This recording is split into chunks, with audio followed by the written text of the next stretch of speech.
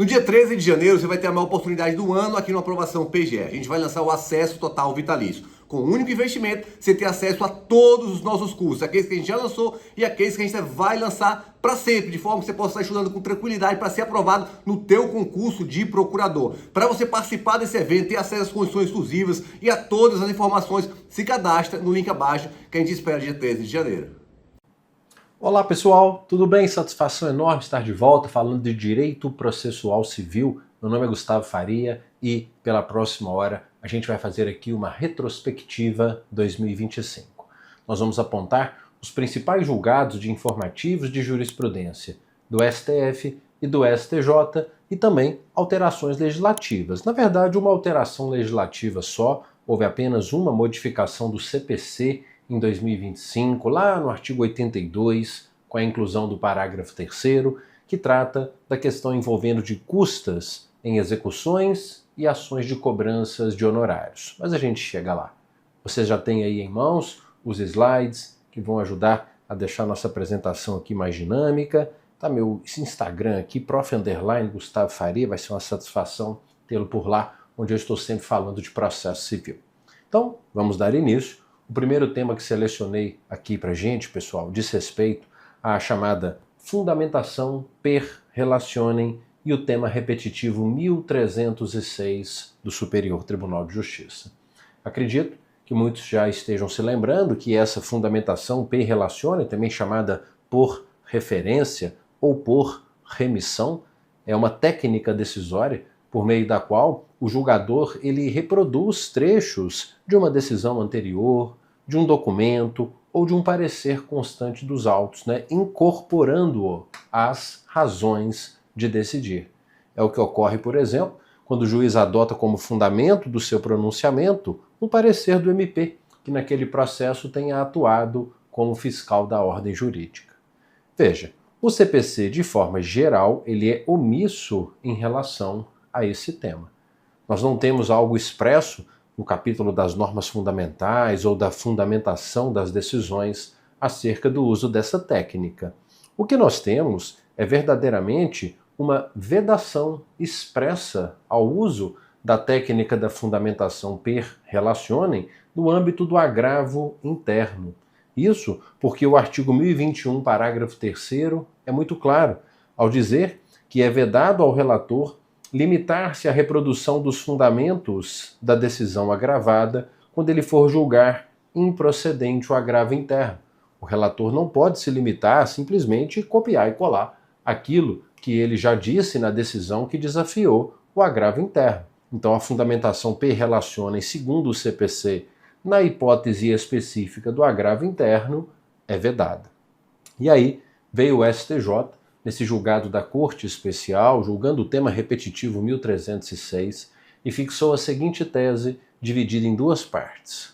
Primeira, a técnica da fundamentação por referência ela é permitida, mas desde que o julgador, ao reproduzir trechos de decisão anterior, documento e ou parecer como razões de decidir, enfrente, ainda que de forma sucinta, as novas questões relevantes para o julgamento do processo, não sendo necessária uma análise pormenorizada de cada uma das alegações ou provas, mas ele precisa pelo menos enfrentar, mesmo que de forma sucinta, novas questões relevantes que tenham sido trazidas pela parte. Gustavo, e no que toca ao agravo interno, aí é a parte 2 da tese, em que o STJ diz que aquele parágrafo 3º a que acabei de me referir, ele não impede a reprodução dos fundamentos da decisão agravada quando a parte deixa de apresentar argumento novo para ser apreciado pelo colegiado. Então, se ao interpor o agravo interno, o agravante, ele não trouxe nenhum fundamento novo capaz de infirmar a conclusão do relator, então, nesse caso, ele está liberado para reproduzir os fundamentos da sua própria decisão. O relator pode reproduzir os fundamentos da decisão agravada. Muito cuidado, tema certo para as provas de 2026, a tese fixada no julgamento do tema repetitivo 1306. Outra decisão que já foi objeto de cobrança nas provas de 2025 e certamente voltará nas provas de 2026, diz respeito à norma fundamental da boa-fé e à litigância abusiva, assunto que foi objeto do julgamento do tema repetitivo 1198 do STJ. Claro que todos aqui conhecem a norma fundamental do artigo 5º do CPC, que trata do dever de lealdade, o dever de boa-fé processual. E sem nenhuma dúvida, uma das maneiras de se violar o princípio da boa-fé é justamente por meio da chamada litigância abusiva, que é aquela que decorre de um uso ilícito, um uso fraudulento do processo, com a intenção de se obter algum tipo de vantagem indevida. Veja, cuidado, a litigância abusiva ela é um fenômeno que envolve ordinariamente a distribuição de um grande número de ações sabidamente infundadas e com algumas características específicas. Por exemplo, petições iniciais repetitivas, genéricas, que narram fatos que muitas vezes não aconteceram, iniciais sem documentos mínimos de comprovação do alegado ou até mesmo com o uso de documentos falsificados, juntada de procurações muito antigas, às vezes com inserção manual de dados, procurações de pessoas já falecidas, entre outras características. E aí, nesse cenário, o STJ ele julgou o tema repetitivo 1198 e fixou uma tese que dá aos juízes um maior poder de controle sobre a litigância abusiva. Veja, destacando aqui que constatados indícios de litigância abusiva, que alguns ainda chamam de litigância predatória, mas o termo que tem sido utilizado pelo STJ é litigância abusiva e não litigância predatória, o juiz pode exigir, de modo fundamentado e com observância à razoabilidade do caso concreto, a emenda da inicial, a fim de determinar ou a fim de demonstrar o interesse de agir e a autenticidade da postulação, respeitadas as regras de distribuição do ônus da prova. Ou seja, para coibir esse uso fraudulento do processo, o juiz pode, por exemplo, exigir que o autor apresente cópias de contratos, extratos bancários, comprovante de residência, procuração atualizada, entre outros documentos, para comprovar que não se trata de litigância abusiva, sem prejuízo de uma eventual inversão do ônus da prova, como destaca aqui nessa parte final da tese que foi fixada. Então, muito cuidado. Esse segundo tema repetitivo, esse segundo precedente vinculante aqui da nossa retrospectiva. Também temos pontos importantes aqui na nossa retrospectiva para falar de competência. Alguns julgados de informativos bem relevantes envolvendo esse tema que é um clássico das provas, Vamos lá. Vamos começar por esse primeiro julgado, que diz assim: é do melhor interesse de crianças e adolescentes indígenas a competência da Justiça Estadual para processar e julgar ações de adoção. Assim sendo, a intervenção da FUNAI, a Fundação Nacional do Índio, em tais situações, ainda que obrigatória, não atrai a competência automática da Justiça Federal. Cuidado, porque segundo o STJ, embora o artigo 28, parágrafo 6º, inciso 3 do ECA, do Estatuto da Criança e do Adolescente, imponha a intervenção da FUNAI em demandas dessa natureza, a sua atuação, segundo entende o STJ, ela não se dá no exercício de um direito próprio, Ela não figura como autora, como ré, como assistente, seja lá como for a forma de intervenção de terceiros. Trata-se, aqui nos termos dessa intervenção do ECA, apenas de uma atuação consultiva, segundo o STJ, perante ali a equipe multidisciplinar que acompanha aquela ação, nesse caso aqui uma ação de adoção de crianças e adolescentes indígenas. Então, o fato dessa criança, desse adolescente, pertencer a uma etnia indígena, por si só, não atrai a competência da Justiça Federal para o processamento dessa ação de adoção, já que, repito, o ECA ele traz tão somente essa atuação consultiva da FUNAI perante a equipe multidisciplinar que vai acompanhar a ação. Então não é uma causa aqui de aplicação lá do artigo 45 do CPC, de acordo com o qual, havendo intervenção ali de um ente público federal, haverá um deslocamento de competência para a Justiça Federal. Nesse caso, a competência da Justiça Estadual. Mais julgado de informativo, outro precedente vinculante que vai dizer respeito ao artigo 53, inciso 5º.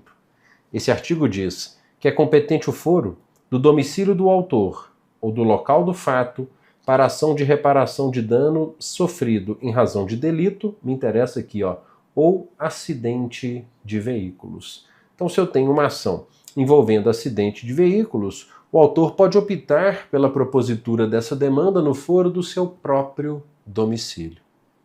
E partindo desse dispositivo, aqui ao julgar o tema repetitivo 1282, o que a Corte Especial decidiu? Que o pagamento de indenização por sinistro não gera para a seguradora a subrogação de prerrogativas processuais dos consumidores, em especial quanto à competência na ação regressiva. O que o STJ concluiu aqui? Que a subrogação a que faz jus a seguradora, ela se limita à transferência dos direitos de natureza material ao subrogado. Essa subrogação não abrange direitos de natureza exclusivamente processual, né, aqui que decorrem de condições personalíssimas do credor, como, por exemplo, a prerrogativa, né, de assegurar ao consumidor o direito de demandar no foro do seu próprio domicílio. Então, a seguradora ela se subroga nos direitos do credor satisfeito? Sim, mas ela se subroga em direitos materiais e não em prerrogativas processuais que a lei eventualmente outorgue ao segurado, ok? Julgado bem importante da Corte Especial. Temos um outro julgado aqui bem importante que agora vai dizer respeito à chamada modificação negociada da competência. Claro que você sabe que nos termos do artigo 62 do CPC, quando eu falo de competência absoluta, em razão da matéria, da pessoa ou da função, ela é inderrogável por convenção. As partes não podem negociar normas de competência absoluta. Agora, em se tratando de competência relativa, em razão do valor e do território, as partes podem eleger foro para a propositura de ações. É o famoso contrato com cláusula de eleição de foro. Veja, o parágrafo 1º desse artigo 63, desde a origem do atual CPC, ele já previa alguns requisitos para a validade de uma cláusula de eleição de foro. Veja, primeiro deles, constar de instrumento escrito. Sempre foi e continua sendo assim.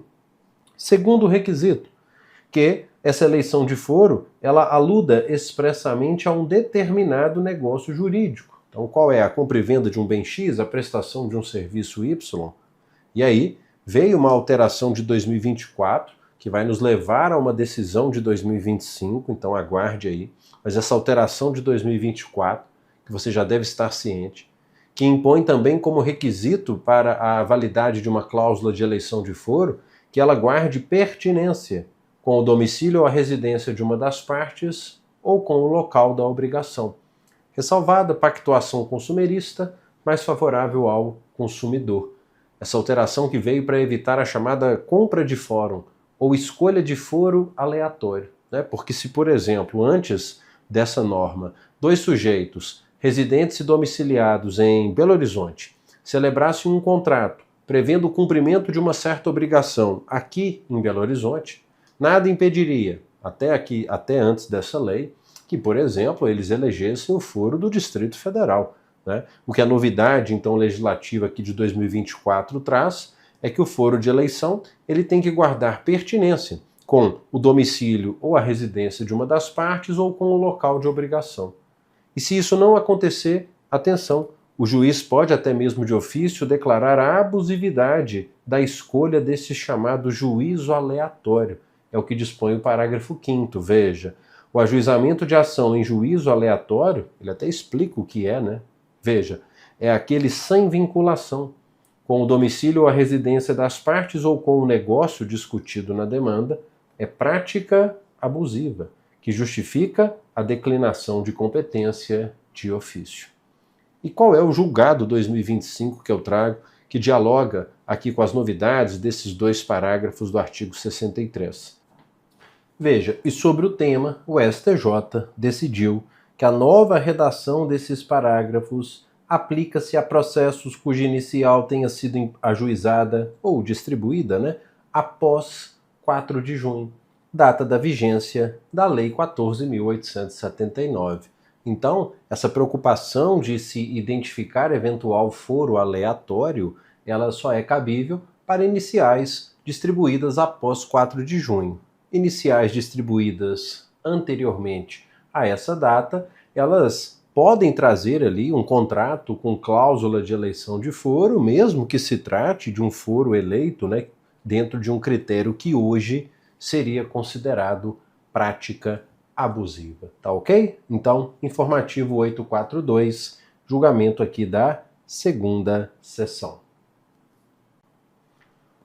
Vamos para o próximo julgado bem importante, mais um precedente vinculante que diz respeito aos honorários advocatícios por critério equitativo e o tema 1313 do STJ. Veja só, o artigo 85, pessoal, em 2022, ele ganhou um parágrafo específico, o parágrafo 6º-A, que diz que os honorários advocatícios eles só podem ser fixados por critério equitativo, veja, nas hipóteses do parágrafo 8º do artigo 85. Quando que o juiz, então, pode fixar honorários por critério equitativo, ou seja, né, de acordo com a sua própria conveniência, o seu senso de justiça? Veja, o parágrafo 8º diz: nas causas em que for inestimável ou irrisório o proveito econômico, irrisório é insignificante, inestimável, causas ambientais, ações de Estado, de família, ou quando o valor da causa for muito baixo. Nessas 3 hipóteses, veja, o juiz vai fixar o valor dos honorários por apreciação equitativa. Bom, só que a mesma lei de 2022, ela também introduziu o parágrafo 8º-A ao artigo 85, que de certa forma cria ali um balizamento para que o magistrado ele fixe honorários por equidade, mas não de uma forma totalmente solta, livre, né? Por quê? Porque passou-se a estabelecer que, nesses casos, o juiz deve adotar os valores recomendados pelo Conselho Seccional da OAB ou o limite mínimo de 10%, aplicando-se o que for maior. Então, o CPC traz uma parametrização para a apreciação equitativa. O juiz tem que aplicar os valores da tabela do Conselho Seccional da OAB ou o mínimo de 10%, o que for maior. E é aí que nós temos 2 julgados bem importantes de 2025 que tratam desse assunto. Veja, o primeiro deles veio no informativo 864, em que o STJ, de certa forma, ele arrefece, né, a norma do parágrafo 8º-A, dizendo que essa previsão ela serve apenas como referencial. Ela não vincula o magistrado, que deve observar as circunstâncias do caso e evitar o enriquecimento sem causa do profissional ou remuneração inferior ao trabalho despendido. Então, o primeiro ponto importante, esses valores servem apenas como referência. E indo ainda mais longe, veja, no informativo 854, o STJ destacou que nas demandas em que se pleiteia do poder público, atenção, do poder público, satisfação do direito à saúde, os honorários são fixados por apreciação equitativa sem aplicação do parágrafo 8º-A. Olha só, então nesse mesmo cenário, né, aqui no mesmo contexto da decisão que nós vimos da primeira turma no slide anterior, agora a primeira sessão, né, que congloba a primeira e a segunda turmas, dizendo que nesse tipo de ação não se aplica o 85, parágrafo 8º-A. Por quê?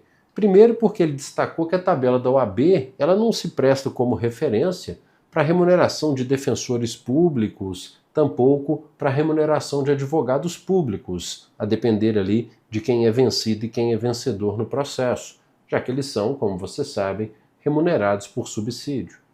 Quanto ao percentual mínimo de 10%, ele destacou, né, que esses montantes fixos, como no caso aqui do parágrafo 8º-A, eles não regem as condenações impostas à Fazenda, que, como você sabe, se submete àquele regramento específico lá do parágrafo 3º, né? que estabelece percentuais de 1 a 20% sobre o valor da condenação ou do proveito econômico, a depender do montante, né? Do montante dessa condenação ou desse proveito econômico. Quanto maior esse proveito econômico ou a condenação, menor é o percentual de honorários, que chega no teto de 20% ao piso de 1%. Então, um julgado muito importante, com toda a cara de prova, especialmente nas provas de advocacia pública do ano de 2026. Temos mais julgados, mais precedentes vinculantes importantes sobre honorários? Temos aqui agora o tema 1220 de repercussão geral do STF, naturalmente, que trata sobre a questão atinente à natureza alimentar dos honorários. Naturalmente, você vai se lembrar que o parágrafo 14 do artigo 85 do CPC diz que os honorários eles têm natureza alimentar, com os mesmos privilégios dos créditos oriundos da legislação do trabalho.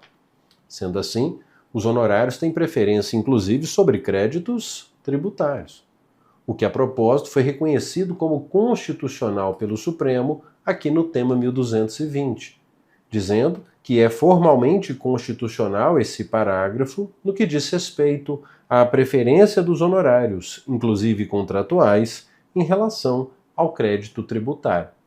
Alguns defendiam a tese, de que, por ser uma lei ordinária, o CPC ele não poderia tratar de matéria tributária, reservada à lei complementar. O Supremo rechaçou essa tese, entendendo que o CPC ele apenas enquadrou o crédito de honorários na norma do artigo 186 do CTN, que prevê a preferência de créditos trabalhistas sobre créditos tributários. Julgado muito importante, não preciso nem salientar essa importância, você naturalmente, especialmente para as provas da advocacia pública, bate o olho nisso e já consegue visualizar isso na prova futura, tá bom? E, para a gente fechar esse tema dos honorários, como eu já havia antecipado, a única alteração legislativa de 2025 no CPC. A Lei 15.109 introduziu o parágrafo 3º ao artigo 82, lembrando que nas ações de cobrança, seja pelo procedimento comum, seja pelo procedimento especial, bem como nas execuções ou cumprimentos de sentença de honorários, o advogado ficará dispensado de adiantar o pagamento de custas processuais. Cabe a quem? Cabe ao réu ou ao executado, ao final do processo, pagar esses valores. Se, claro, foi ele que deu causa, e na maioria das vezes, será ele que terá dado causa à demanda, cabendo então a ele arcar com essas despesas, com essas custas processuais. Tá ok? Julgado não, Alteração legislativa, a única 2025, então certamente já está aí sob o seu radar.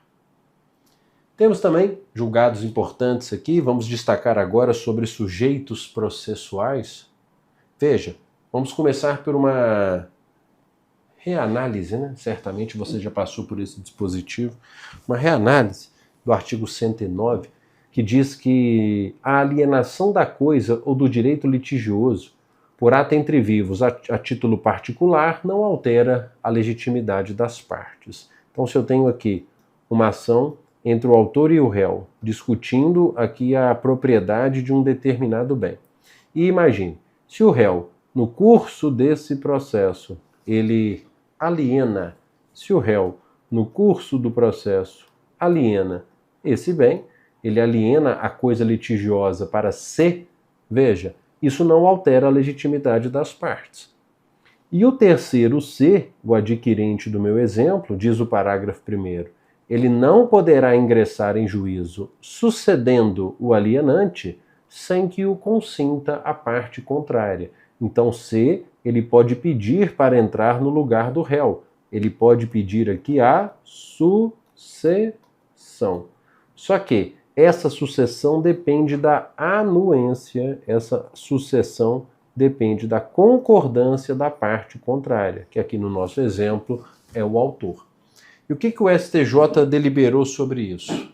O STJ decidiu que se o terceiro ele requer o ingresso no feito, e a parte contrária, o autor do nosso exemplo, intimada para se manifestar, se mantém inerte, o seu silêncio implicará aceitação da decisão.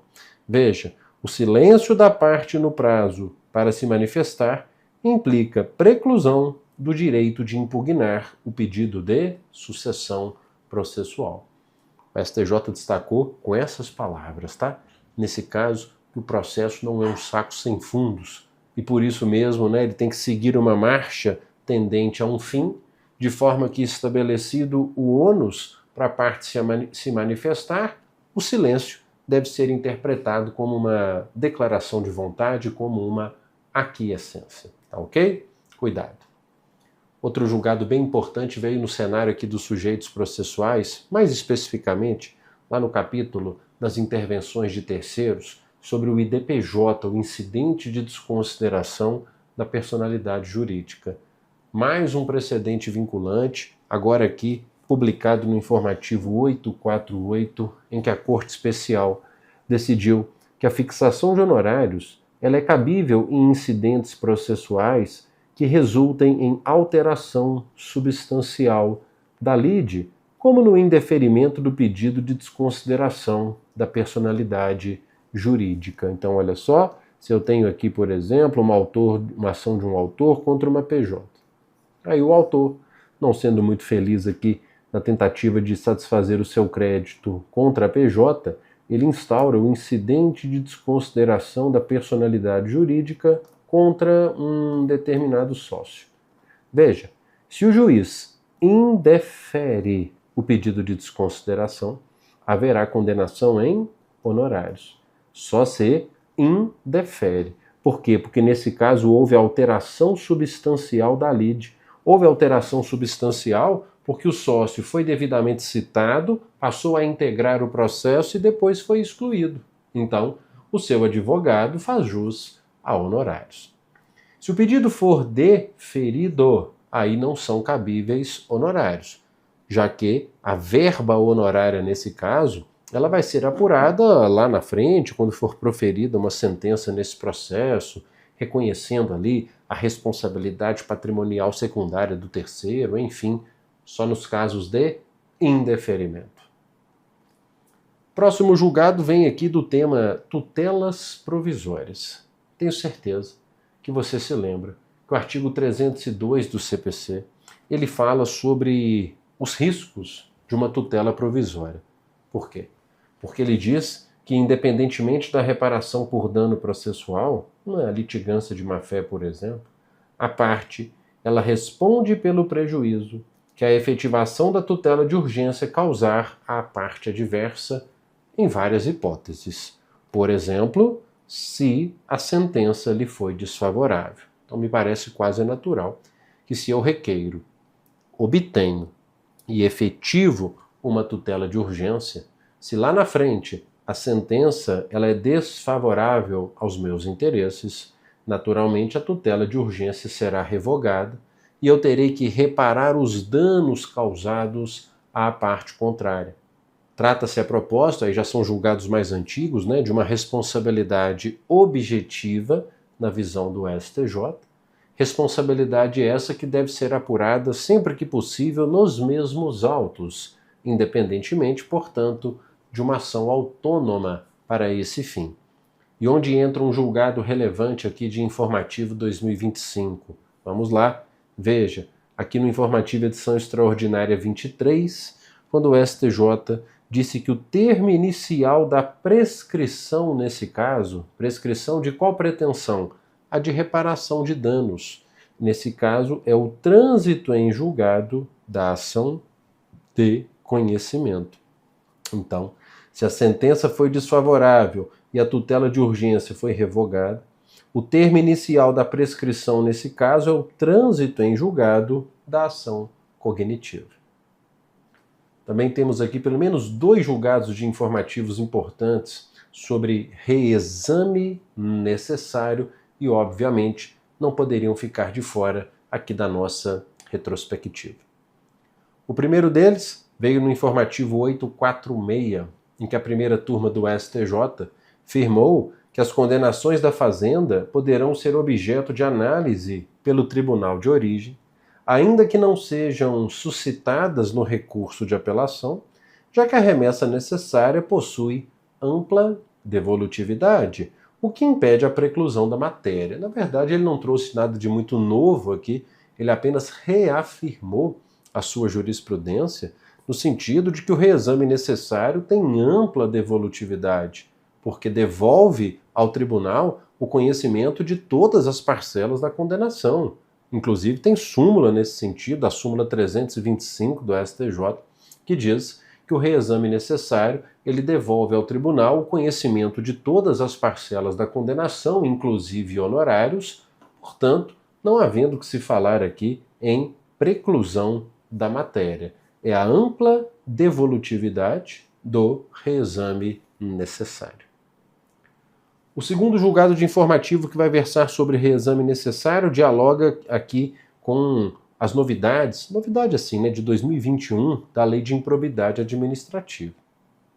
Claro que você se lembra que o parágrafo 19, inciso 4 do artigo 17 dessa lei diz que não se aplica na ação de improbidade reexame obrigatório da sentença de improcedência ou de extinção sem resolução de mérito. Então, se a ação de improbidade foi julgada improcedente ou extinta sem resolução de mérito, essa sentença não se submete a reexame necessário.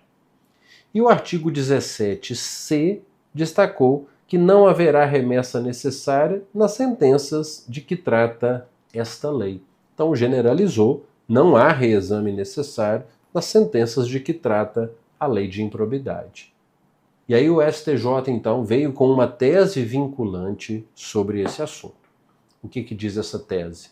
Que esse novo regramento, esse regramento que está aqui na tela, ele não se aplica aos processos em curso quando a sentença tenha sido proferida antes da vigência da Lei 14.230. Veja, a vedação ao reexame necessário da sentença de improcedência ou de extinção do processo sem resolução de mérito, prevista pelos artigos 17, parágrafo 19, inciso 4, combinado com 17c, parágrafo 3º da Lei de Arbitragem, não se aplica aos processos em curso quando a sentença for anterior a essa lei que alterou a Lei de Improbidade. Sendo assim, pensa comigo, se a sentença de improcedência ou de extinção sem resolução de mérito ela foi proferida antes da vigência da Lei 14.230, haverá reexame necessário. Entretanto, se a sentença foi proferida após a entrada em vigor dessa nova norma, aí não se cogita do duplo grau de jurisdição obrigatório, tá ok? Então, bastante cuidado, tema repetitivo 1284 do Superior Tribunal de Justiça. Nosso próximo julgado vai envolver o seguinte tema: apelação, reclamação e tema 1267. Então, mais um precedente vinculante aqui do Superior Tribunal de Justiça. Veja bem, você sabe que se eu tenho aqui uma sentença e contra essa sentença é interposta uma apelação, essa apelação ela é dirigida ao juízo ACOR, não é isso? Ao próprio juiz sentenciante. Esse juiz sentenciante, ele intima o recorrido para apresentar contrarrazões e depois ele remete os autos ao tribunal, sem efetuar juízo de admissibilidade. O juiz de primeira instância, ele não se imiscui em aspectos da admissibilidade recursal, preparo, tempestividade, etc. Cabe a ele apenas estabelecer o contraditório e remeter os autos ao tribunal. E aí chegou ao STJ a seguinte questão, né? O que fazer quando o juiz de primeira instância, por algum motivo, obsta o processamento de uma apelação? Veja, essa foi uma tese vinculante fixada, dividida em duas partes. A primeira delas eu acredito que você já tem até ciência, porque já de longa data o STJ vinha dizendo que a decisão do juiz de primeiro grau que obsta processamento da apelação viola o parágrafo 3º do artigo 1010 e caracteriza usurpação da competência do tribunal. o que autoriza o manejo da reclamação prevista no 988, inciso 1. Então, qual é o instrumento para combater essa decisão? Reclamação por usurpação de competência. O que me parece mais assim como uma novidade, perto daquilo que nós já tínhamos, é a parte 2 da tese, que trata especificamente da hipótese em que o juiz da causa negar seguimento a uma apelação no âmbito de execução ou de cumprimento de sentença. Por quê? Porque nesse caso ele decidiu que além da reclamação também caberá agravo de instrumento, por força do 1015, parágrafo único, que diz que contra toda e qualquer interlocutória proferida em execução ou cumprimento de sentença, cabe agravo de instrumento. Então, no processo de conhecimento, reclamação. Nas execuções e nos cumprimentos de sentença, a decisão, nesse caso, desafia reclamação ou agravo de instrumento. Então, tema repetitivo, 1267, mais um precedente vinculante da Corte Especial. Temos outro precedente vinculante a seguir. Esse vai tratar de agravo interno e a revisão do tema repetitivo 434. Um tema repetitivo lá de 2012, que foi então revisto agora em 2025. Você sabe que o agravo interno é o recurso cabível contra a decisão monocrática de relator. Decisão monocrática dos tribunais, eu preferiria generalizar, no mais das vezes de um relator, como, por exemplo, a decisão do relator que concede ou denega efeito suspensivo a um recurso, a que nega ou dá provimento monocraticamente a um recurso. Essas decisões são agraváveis. O agravo interno, que é um recurso dirigido ao próprio relator para que ele submeta o julgamento do agravo ao colegiado. Mas onde eu quero chegar? Veja, primeiramente, eu quero relembrar que o CPC dispõe que em caso de decisão colegiada unânime, reconhecendo a manifesta inadmissibilidade ou a manifesta improcedência do agravo, então veja só, imagine, 0 para o agravante, 3 para o agravado, e os 3 julgadores consideraram que o recurso era manifestamente inadmissível ou manifestamente improcedente. Isso gera uma multa de 1 a 5% contra o agravante e em favor do agravado. Aí veja. Aí veio o tema 434 do STJ lá em 2012 e fixou a seguinte tese, que se o agravo interno ele foi interposto com o objetivo de exaurir a instância recursal ordinária para permitir a interposição de RESP ou RE, ele não será considerado manifestamente inadmissível ou improcedente, afastando a aplicação da multa. Porque veja, pessoal, você sabe que se eu tenho uma decisão monocrática, vamos imaginar aqui então uma decisão proferida por um relator, e essa decisão ela viola manifestamente um texto de lei. Você sabe que eu não posso interpor recurso especial, ou se fosse uma questão constitucional, eu não posso interpor RE, porque eu preciso exaurir a instância recursal ordinária. Então, eu preciso interpor o agravo interno. O agravo interno, então, aqui nesse caso, a parte pode até não ter nenhuma esperança de provimento, mas ela sabe que ela precisa interpor o agravo interno para chegar a uma decisão colegiada e aí sim poder interpor recursos excepcionais. Ou seja, o agravo interno como condição, de exaurimento de instância recursal ordinária para viabilizar a interposição de recursos excepcionais. E aí veio agora em 2025 a revisão do tema 434. Por quê? Porque o STJ decidiu o seguinte, que o agravo interposto contra a decisão do tribunal de origem, ainda que com o objetivo de exaurir a instância recursal ordinária para permitir a interposição de RESP ou RE, quando apresentado contra decisão baseada em precedente qualificado do Supremo ou do STJ, autoriza a aplicação da multa. Então veja, se o relator profere uma decisão monocrática e essa decisão ela está baseada num precedente vinculante, por exemplo, do próprio STJ, se a parte interpuser agravo interno, ela vai levar essa multa, ainda que o seu objetivo fosse exaurir a instância ordinária. Por isso, revisão do tema 434. Agora, a parte 2 de 3 desse julgamento, lembra que a multa prevista, entretanto, não será cabível quando? Primeiro, o agravante demonstrar distinguishing ou overruling, ou seja, demonstrar a distinção daquele precedente para o caso concreto, ou demonstrar a superação do precedente invocado pelo relator e o caso concreto, ou se ele demonstrar que a decisão do relator ela está amparada em julgado de tribunal de segundo grau. Por quê? Porque a aplicação da multa é só quando a decisão monocrática estiver amparada em precedente qualificado do STF ou do STJ. Se a decisão monocrática está amparada numa decisão de tribunal de segundo grau, o agravo interno, nesse caso, não vai desencadear a aplicação da multa. E aí, a terceira e última parte do tema, veja, quando o STJ arremata, dizendo que, excetuadas essas duas hipóteses, 1 e 2, caberá ao órgão colegiado verificar a aplicação da multa de acordo com o caso concreto.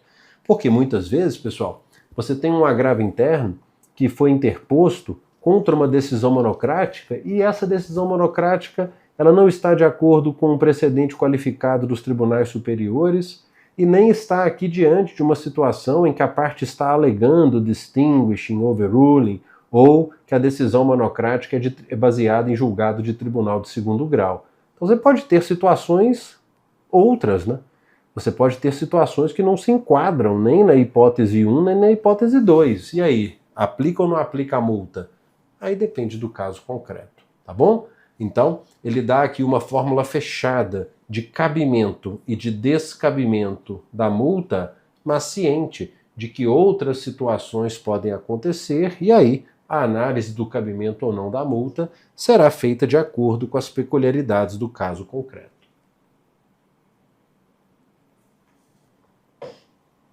Muito bem. Vamos para o nosso próximo tema. Próximo tema fala sobre tempestividade recursal e os feriados locais. Você vai se lembrar que no ano passado nós tivemos uma alteração no CPC que fala, na parte que fala de tempestividade de recurso e comprovação de feriado local. O artigo 1003, parágrafo 6º, ele fala que o recorrente ele tem que comprovar a ocorrência de feriado local, ou seja, estadual ou municipal, no ato da interposição do recurso. Mas a mudança veio para dizer que se o recorrente não o fizer, o tribunal vai determinar a correção do vício formal ou até mesmo poderá desconsiderá-lo, se a informação já constar do processo eletrônico. Então nós temos aqui uma norma, que vai ao encontro do princípio da primazia do julgamento do mérito recursal, permitindo que o recurso seja admitido mesmo que não haja ali a comprovação imediata, ou mesmo a não comprovação propriamente, do feriado local.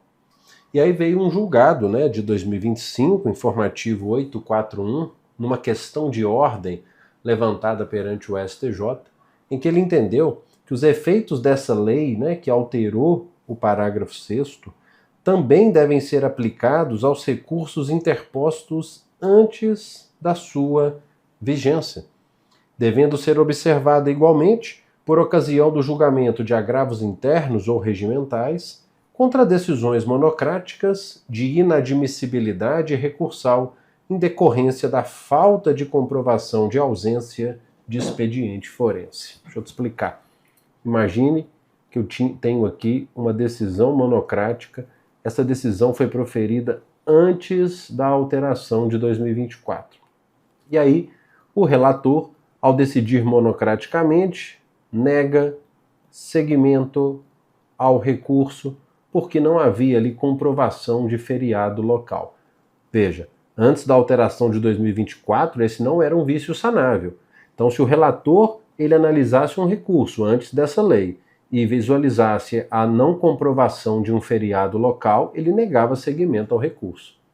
Só que imagine que contra essa decisão de negativa de seguimento foi interposto agravo interno, já na vigência da nova lei. E aí, dá para salvar? Dá, porque devem ser aplicados os efeitos dessa lei mesmo a recursos interpostos antes de sua vigência. Aqui no caso, por ocasião do julgamento de um agravo interno contra a decisão de inadmissibilidade. Então, ele aqui favoreceu, né, o recorrente, que pode suscitar essa questão até mesmo posteriormente, em sede de agravo interno, contra aquela decisão monocrática proferida antes da vigência da nova lei, que negou seguimento ao recurso por falta de comprovação do feriado local. Tá bom? Bastante cuidado. O próximo julgado, pessoal, um julgado aqui do informativo 839, vai dizer respeito ao seguinte cenário. Muitos vão se lembrar que o artigo 998 do CPC fala que o recorrente poderá, a qualquer tempo, sem anuência do recorrido ou dos lides consortes, desistir do recurso. Entretanto, o STJ, numa decisão aqui da terceira turma, ele trouxe um ingrediente adicional para essa informação, ao lembrar que a homologação de pedido de desistência recursal ela pode ser indeferida em uma certa situação. Qual situação é essa?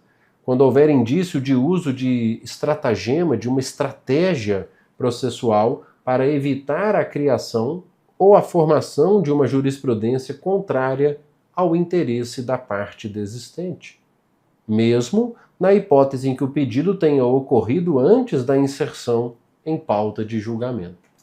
Então o que o STJ está dizendo é o seguinte: a parte interpôs um recurso. E aí, por alguma circunstância específica do caso, seja pelo fato de ter sido distribuída para um determinado relator ou para um determinado órgão fracionário, a parte muitas vezes ela já pode antever o resultado daquele julgamento e talvez para evitar a formação de jurisprudência contrária ao seu interesse, ela então usa desse estratagema processual, que é pedir desistência do recurso conforme autoriza o artigo 998. E aí o STJ então concluiu que se houver indícios de que a parte está usando dessa estratégia para evitar a criação ou formação de jurisprudência contra o seu interesse, ela pode indeferir o pedido de desistência e avançar para o julgamento do mérito. Tá ok? Muito bem. Nosso próximo julgado diz respeito ao artigo 942. O 942 que fala da TAC. Lembra da TAC? Que fala da técnica de ampliação do colegiado? Se eu tenho ali um julgamento de uma apelação por 2-1, eu preciso convocar outros 2 julgadores, não é isso? Em número suficiente aqui para inverter o resultado, então preciso de pelo menos mais 2, de acordo aqui com o dispositivo legal. E, sobre ele, o informativo 844 trouxe uma decisão importante.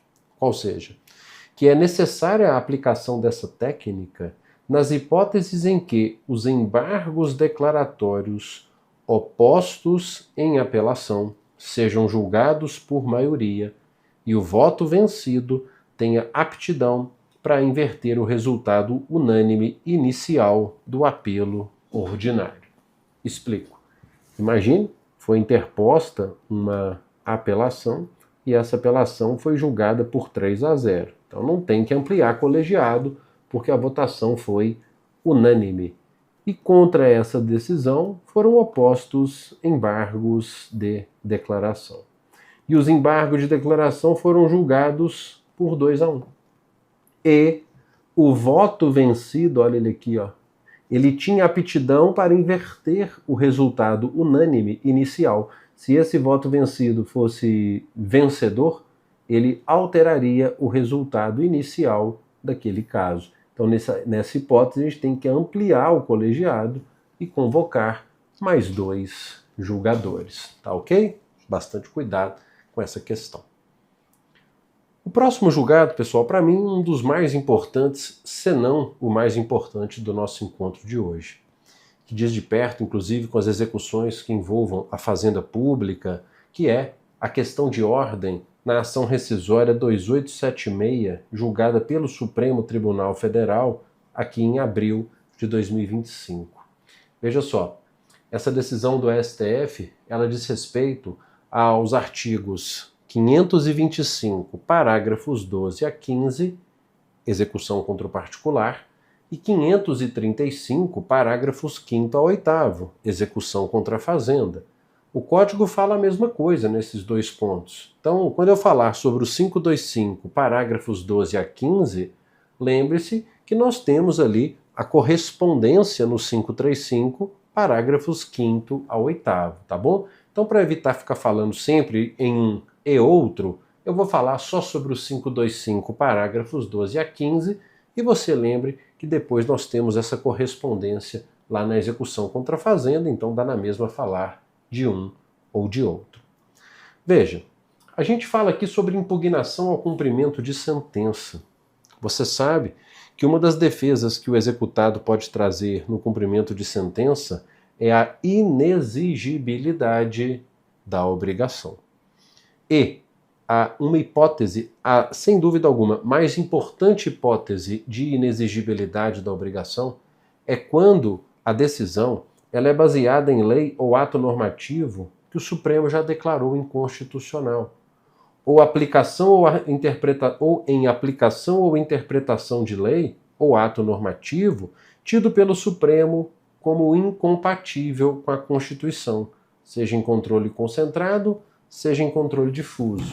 Então veja, se eu tenho, por exemplo, em 2021, o STF declarando a inconstitucionalidade de uma lei X, e em 2025, imagine, um juiz federal proferindo uma sentença com base fundada justamente naquela lei X, essa sentença é o que a gente chama de sentença inconstitucional, né?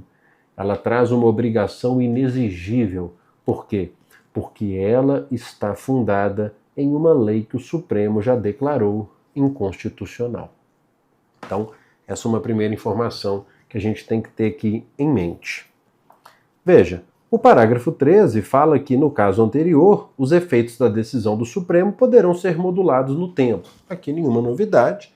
O Supremo, ele quando declara a inconstitucionalidade da norma, você sabe, né, isso não vem de hoje, ele pode fazer uma modulação de efeitos, né, aplicando efeitos ex tunc, ex nunc.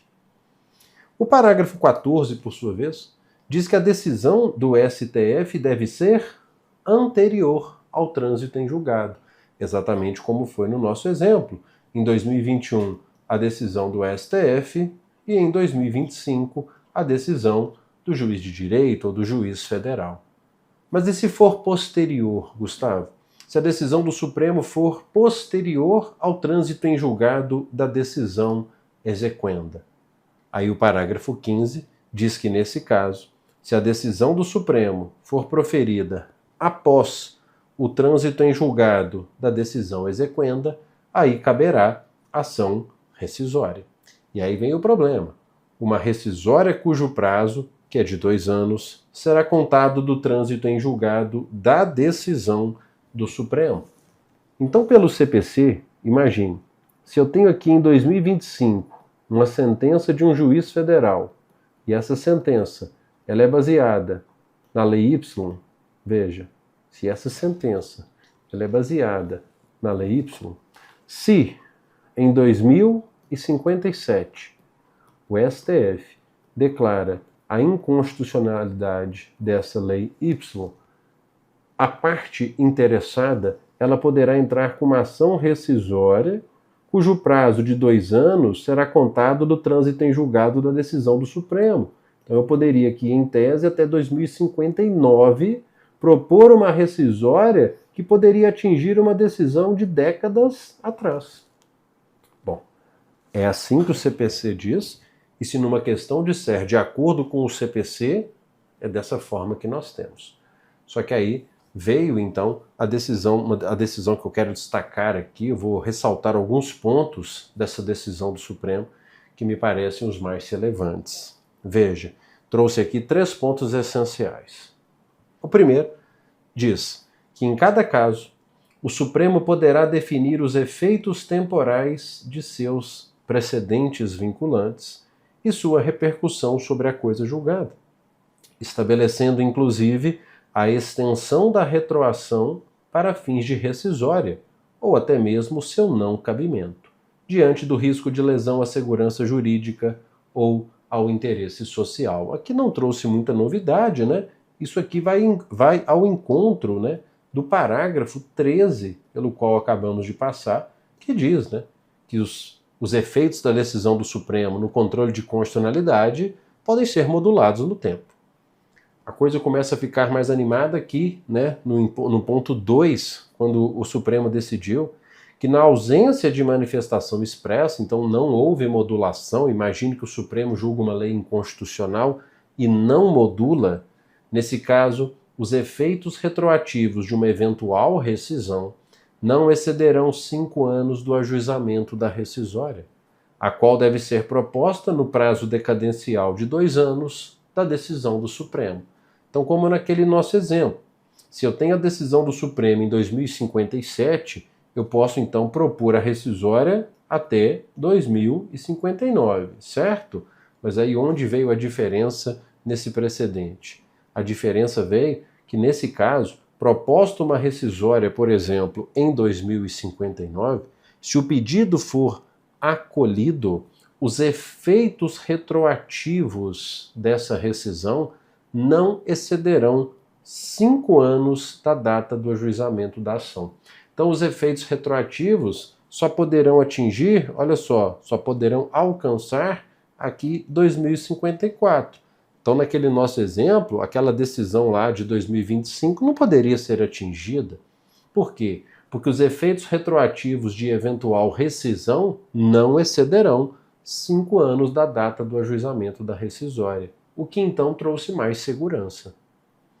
E o ponto 3 diz o seguinte, que é a partir daqui que a gente vai entender por que o Supremo declarou a inconstitucionalidade do parágrafo 14, que é aquele que fala que a decisão do Supremo tem que ser anterior à decisão exequenda para que eu possa alegar a inexigibilidade da obrigação na impugnação ao cumprimento de sentença. Ele disse que o interessado poderá arguir a inexigibilidade do título, veja, seja a decisão do Supremo anterior ou posterior ao trânsito em julgado da decisão exequenda, a menos que tenha havido preclusão. Ou seja, mesmo que a decisão do Supremo seja posterior à decisão exequenda, eu não preciso mais necessariamente da rescisória. Se o executado ainda tiver a oportunidade de, em sede de defesa, em sede de impugnação à execução, arguir a inexigibilidade do título, ele poderá fazê-lo. Por isso que o Supremo declarou a inconstitucionalidade do parágrafo 14, porque ele diz que a decisão do Supremo tinha que ser anterior à decisão exequenda para que o executado pudesse discutir isso na sua defesa. O que ele disse agora é o seguinte: nada impede que a decisão do Supremo seja posterior à decisão exequenda. Se você ainda tiver oportunidade de discutir isso na sua defesa, o faça, não precisa entrar com ação rescisória.